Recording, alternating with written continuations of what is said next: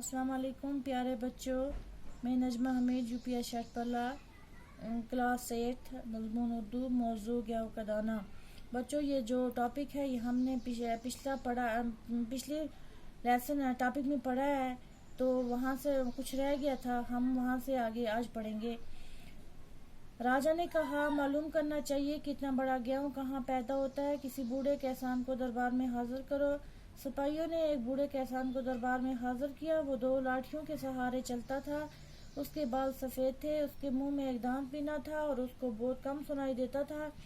राजा ने गेहूं का दाना उसके हाथ में रखा। बूढ़े ने उससे उलट पलट कर देखा और उंगलियों से छू कर अंदाज़ा लगाया कि ये क्या चीज़ है। थोड़ी देर तो वो चुप रहा, फिर बोला, सरकार, मैंने कभी ऐसा गेहूं न बोया है और न देखा है, लेकिन मेरे वालिद शायद उस गेहूं के बारे में कुछ बता सकें।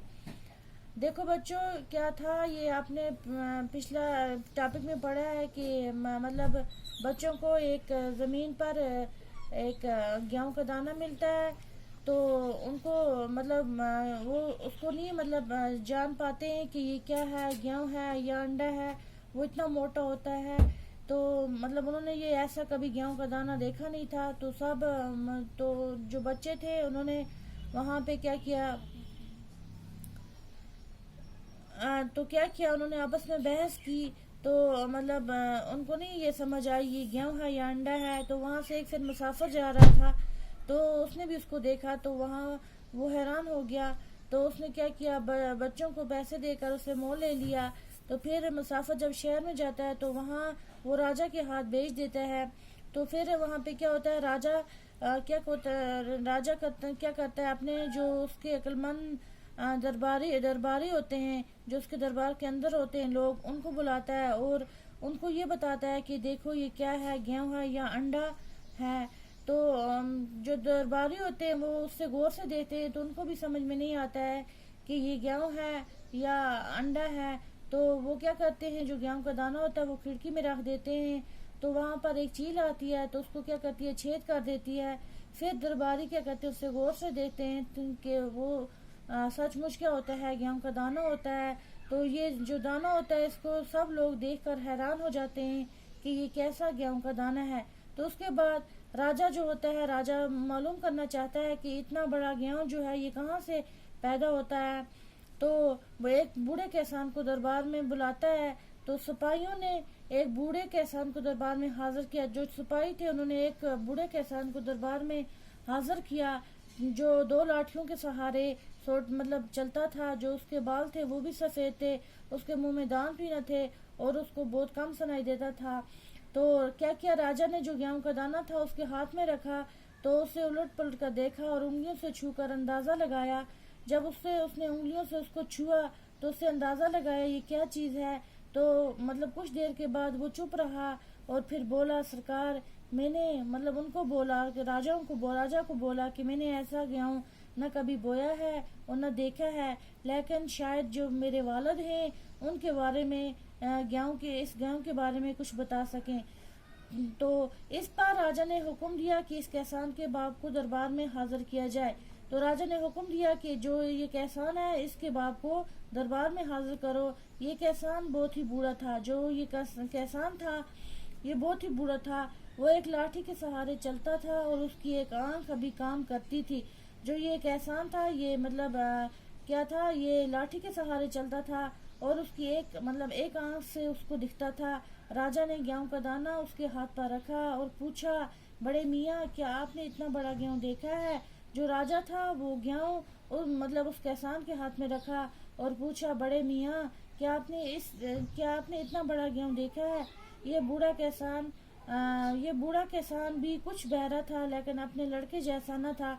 जो ये बूढ़ा था ये भी क्या था, बहरा था, बहुत कम उससे सुनाई देता था, लेकिन जो उसका लड़का था अपने लड़के जैसा न था। उसने कहा, सरकार, मैंने आज तक कभी इतना बड़ा गेहूं न बोया है, न देखा है और कभी मोल भी नहीं लिया है। तो उसने भी कहा कि सरकार, राजा को बोला कि मैंने ऐसा गेहूं न देखा है, न बोया है और न मैंने इससे कभी खरीदा है, क्योंकि हमारे ज़माने में मोल लेने का रवाज ही न था। हम अपने खेतों में इतना उगाते थे कि मोल लेने का सवाल ही पैदा न होता था। تو اس نے کہا کہ ہاں ہم نے نہ مطلب جو یہ گیہوں ہے نہ ہم نے کبھی خریدا ہے، نہ ہمارے مطلب زمانے میں رواج تھا مول لینے کا، خریدنے کا، جو ہم اتنا ہی اپنے کھیتوں میں اگاتے تھے، تو اتنا اگاتے تھے جتنا مطلب ہم مول لینے کا، ہم خریدنے کا ہمارے زمانے میں سوال ہی نہ تھا۔ ان دنوں روپیہ پیسہ بھی نہ تھا، جو ان کے زمانے کا جو تھے، ان زمانوں میں کیا تھا، مطلب پیسے کا کچھ رواج ہی نہ تھا۔ ہمارا گیہوں آج کے گیہوں کے بڑا نہ تھا، گیہوں سے بڑا نہ تھا، جو مطلب اس زمانے کا گیہوں تھا وہ آج کے گیہوں سے بڑا نہ تھا۔ میں نے اپنی والد کی زبانی اتنے بڑے گیہوں کا ذکر تو سنا ہے، ان کے زمانے میں ایسا گیہوں ہوتا تھا، آپ ان سے دریافت کر لیں۔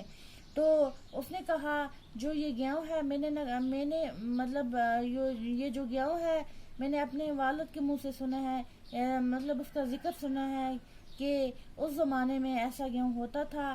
تو اس نے بولا کہ میرے والد سے آپ یہ پتہ کر لیجئے۔ اب اس بوڑھے کسان کو بھی حاضر کیا گیا، دربار میں جوانوں کی طرح بغیر کسی سہارے کے چلتا ہوا آیا۔ اس کے ہاتھ پاؤں مضبوط تھے، اس کی آنکھوں میں چمک تھی اور وہ بہرا بھی نہ تھا۔ راجا نے گیہوں کا دانہ اس کے ہاتھ میں دیا، اس نے جیسے ہی اس گیہوں کو ہاتھ میں لیا تو مارے خوشی کے اچھل پڑا اور بولا یہ تو میرے زمانے کا گیہوں ہے۔ جب اس بوڑھے کو کسان میں حاضر کیا گیا تو اس نے کیا کہا، جوانوں مطلب وہ دربار میں جب حاضر ہوا تو دیکھا وہ کیا تھا، وہ اتنا جوان تھا، وہ بغیر کسی سہارے کے چلتا ہوا آیا اور اس کے ہاتھ پاؤں اتنے مضبوط تھے، اس کی آنکھوں میں ایک روشنی تھی، وہ بہرا بھی نہ تھا۔ جو راجا تھا، راجا نے گیہوں اس کے ہاتھ میں دیا تو اس نے جیسے ہی اس گیہوں کو دیکھا، تو جیسے ہی اس بوڑھے نے گیہوں کو دیکھا تو وہ خوش ہو گیا اور بولا یہ تو میرے زمانے کا گیہوں ہے۔ راجا نے پوچھا بڑے دادا کیا